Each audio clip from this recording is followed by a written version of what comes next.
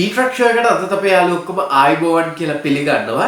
ඉතින් ඕගොල්ලෝ අද එකතු වෙලා ඉන්නේ ideamart වීඩියෝ සීරීස් එකේ තවත් එක වීඩියෝ එකක් එක්ක.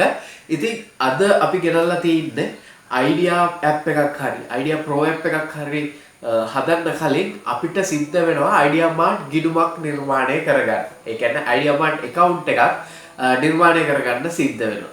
ඉතින් අද වීඩියෝ එක මෙන්න මේ දේ ගැන.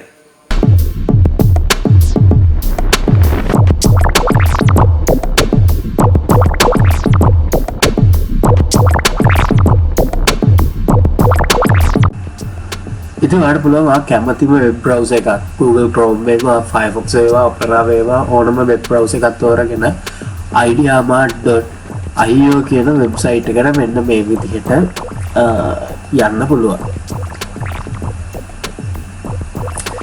ඉතින් අපි මේ විදිහට ගියාට පස්සේ අපිට උඩින් tabs කිහිපයක් බලා ගන්න හම්බ වෙනවා. මේකේ products වල idea apps idea pro apps ඔය විදිහට list down කරලා තියෙනවා. මේ වගේ මේ වගේ tutorial පාවා තියෙනවා. ඉතින් අපි මේකෙන් select කරගන්න ඕන මේ login කියන tab එක. ඉතින් ඒකට click කරාට පස්සේ අපිට country එක select කරන්න වෙනවා. ශ්‍රී ලංකාව ඇතුලේ ඉඳන් පිටත ඉඳන් උනත් country එක select කරන්න වෙන්නේ ශ්‍රී ලංකාව කියලාම තමයි. ඊට පස්සේ අපිට මේ විදිහට mobile login එකක් තමයි ඉල්ලන්නේ ඒගොල්ලෝ. ඉතින් අපිට මෙන්න මේ දම් පාට බටන් එක උඩ click කරන්න සිද්ධ වෙනවා. ඉතින් මේ විදිහට අපි මේ දම් පාට බටන් එකට click කරාම අපිට dialog number එකක් enter කරන්න කියලා කියනවා. ඉතින් අපිට පල්ලෙහෙන් බලා ගන්න හම්බෙනවා I don't have a dialog connection කියලා නිල් පාටින්. ඉතින් ඒක උඩ තමයි අපි මුලින්ම click කරන්න ඕන account එකක් තියෙන එක්කෙනෙක් වුණා නැති එක්කෙනෙක් වුණා. ඊට පස්සේ මේකේ මගේ login එකක් තියෙනවා. ඉතින් ඒක අවශ්‍ය වෙන්නේ නැහැ. අපිට පල්ලෙහෙන් බලා ගන්න හම්බ වෙනවා create an account කියලා option එක. ඒක උඩට ගියාට පස්සේ ආපහු අපි මේ විදිහේ මේ ඉන්ටර්ෆේස් එකකට එනවා. ඉතින් ඒකේ අපිට email එකක් දාන්න වෙනවා. ඉතින් අපි කැමති email address එකක් මෙතන enter කරන්න පුළුවන්. මෙන්න මේ විදිහට. ඊට පස්සේ password එකක් අපිට කැමති password එකක් හොඳයි strong password එකක්. මොකද අපි සල්ලි කඩු දෙනුවක් කරන්න යන්නේ. ඉතින් අනිවාර්යයෙන්ම මේ දෙකට tick දෙක දාලා sign up කියන බටන් එක උඩ click කරන්න. ඊට පස්සේ ඒගොල්ලෝගේ verification code එකක් අපේ email එකට එවනවා. ඊළඟට අපි අපේ email address එකට යන්න ඕන මුලින්ම. අපි enter කරපු email එක ඇතුළට ගිහිල්ලා අපිට email එක check කරගන්න ඕන. ඒගොල්ලෝගේ verification එක අපි අතන enter කරන්න ඕන නිසා. ඉතින් මම play research එකේ email එක දීපු නිසා මම ඒකට log වෙනවා. අපිට එවලා තියෙන dialog එකේ මේකේ code එක හරි මේ තියෙන්නේ verification code එක මේක copy කරලා මෙතන paste කරන්න තියෙන්නේ. paste කරලා අපි submit කළාම අපහු අපිව redirect වෙන්නේ අපි හිටපුව interface එකට. හිටපුව platform එකට තමයි අපිව අපහු redirect වෙන්නේ. ඉතින් එතනට ගිහිල්ලා අපිට අපි enter කරපු password එකයි email එකයි මේ විදිහට re-enter කරන්න සිද්ධ වෙනවා. ඉතින් අපි ටක් ගාලා මේ විදිහට අපි enter කරපු email එකයි password එකයි ටක් ගාලා re-enter කරගමු. හරි. අපි දැන් log. ඊට පස්සේ අපිට පුළුවන් පල්ලෙහෙන් තියෙන බටන් එකක් update and connect කියලා. මේ බටන් එක සමහර වෙලාවට ওই විදිහට පොඩ්ඩක් වැඩ කරන්න නැතුව යනවා. ඉතින් ඒක හින්දා ඔයාලට නිතර මේ විදිහට log වෙන්න සිද්ධ වෙයි. ඒක නිසා ඔයගොල්ලන්ට කරන්න පුළුවන් හොඳම ක්‍රමය තමයි log වෙද්දී අහනවා stay login කියලා tag එකක්. මම ඒක පෙන්නන්න ඔයගොල්ලන්ට. මුලින්ම මේ site එකට log වෙලා හරි. මම අර tick එක දාපු තැනට තමයි stay login කියන එක දාන්න ඕන. ඊට පස්සේ ඔයා මෙහෙම update කරනවම automatic redirect වෙනවා profile මේ platform එකට. ඉතින් මේ විදිහට ඔයාගේ Facebook account එකක් හදනවා වගේම තමයි මේ විදිහට email එක ඔයා දාපු එකම දාන්න. මොකද ඔයා වෙන email එකක් දානවා නම් ඒ email එක ideamart පාවිච්චි නොකරපු email එකක් පාවිච්චි කරන්න. ඉතින් මේ විදිහට ඔයාට ID card numbers date of birth ඔය වගේ දේවල් ගොඩක් enter කරන්න හම්බ වෙයි. ඉතින් ඒවා අනිවාර්යෙන්ම එන්ටර් කරන්න ඕනේ ඒවා කර යුතු දේවල්.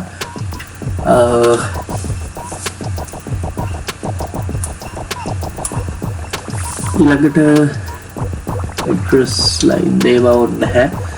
මම මුලින්ම ID එක පොඩ්ඩක් වෙනස් කරන්න copyright ප්‍රශ්නයක් වෙන හින්දා. දේවල් අවශ්‍ය නැහැ. ඊට පස්සේ postal code එක වාගේම කියලා postal code එකක් ඔයාට ඔයාගේ ඉන්න ප්‍රදේශයට ගන්න පුළුවන්. Google එකෙන් search කරලා බලන්න. ඔයාගේ ප්‍රදේශයට අදාළ Google කරලා ඔයාට බලා ගන්න පුළුවන් මොකද්ද postal code එක කියලා. ඊට පස්සේ ඔයාගේ nationality එක ශ්‍රී ලංකන් කියලා දාන්න. gender එක මම නම් මේ ඔයගොල්ලෝ female නම් female male නම් male විදිහට දාන්න. marriage status එකක් මම තාම single. marry කළා නම් ඒක දාන්න. blood type එකක් දානවා. ඒක නම් පිස්සුවක්. ඒකත් දාන්න ඔයා කැමති නම්. ඊට පස්සේ save button එකට click කරන්න. ඊළඟට ඔයාම redirect වෙන්න bank details enter කරන්න ඕන platform එකට. ඉතින් ඒක ගැන මේ මම කතා කරලා වැඩක් නැහැ. ඒක ඔයාට normal generally bank details update කරගන්න පුළුවන්. ඊට පස්සේ අපි බලමු කොයි විදිහටද අපි මේ account එකට log වුණාට පස්සේ අපිට interface එක පෙන්නන්නේ කියලා. හරි. අපි මේ විදිහට තමයි අපේ account එකට log වෙන්න තියෙන්නේ. ඉතින් මුලින්ම අපේ phone number එක මෙතනින් enter කරගන්න ඕන.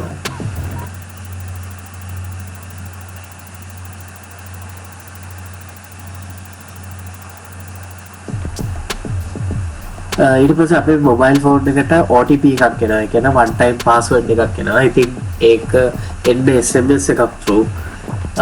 ඉතින් ඒ SMS එකේ එන code එක අපිට enter කරගන්න සිද්ධ වෙනවා. සාමාන්‍යයෙන් තප්පර කිහිපයක් යනවා මේ code එක එන්න.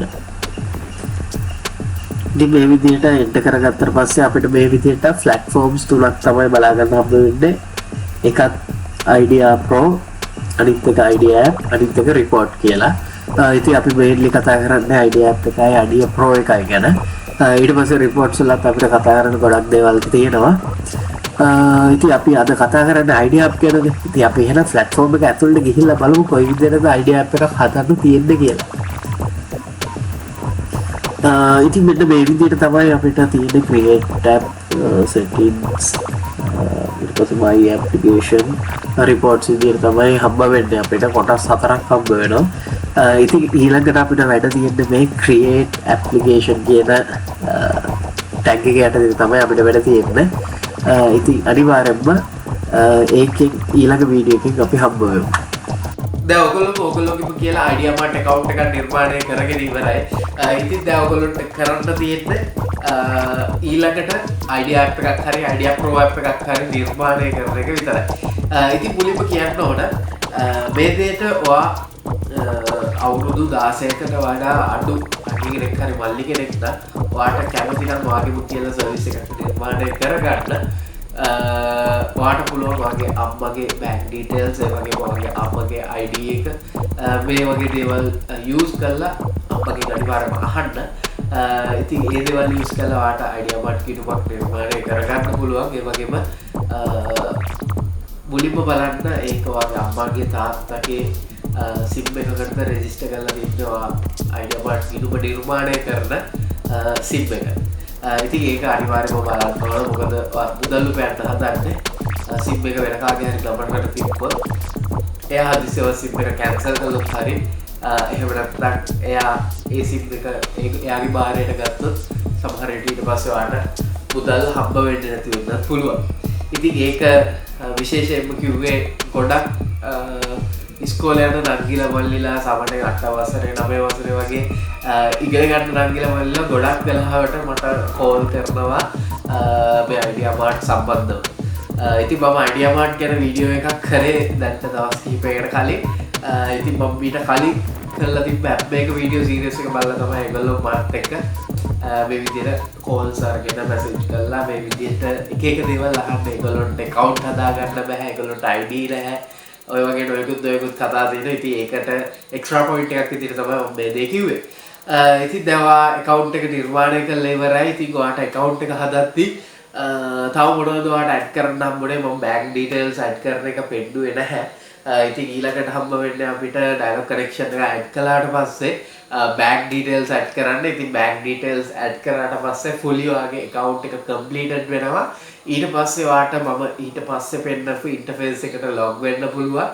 ඒ විදිහට log වුණාට පස්සේ ඔයාට idea app ඒ වගේම idea pro කියලා පාත් දෙකක් වගේම report කියන ටැබ් එකකුත් බලා ගන්න හම්බ වෙනවා. එතනට වෙනකන් ඔයා මේ විදිහේ account එක නිර්මාණය කරගෙන තියෙනවා නම් ඊළඟ වීඩියෝත් එකතු වෙන්න. ඉතින් මම හිතනවා මේ වීඩියෝ එකේ ඔයාට අනිවාර්යයෙන්ම ගන්න දෙයක් තියෙන නැති. ඉතින් ඔයාගේ නොදන්න යාළුවෙක්ට බලලා එයාට සාර්ථක වෙන්න පුළුවන් සුපිරි ක්‍රමයක් තමයි මේ ideamart කියලා කියන්නේ. ඉතින් එයාටත් මේ වීඩියෝ ෂෙයා කරන්න අමතක කරන්න එපා.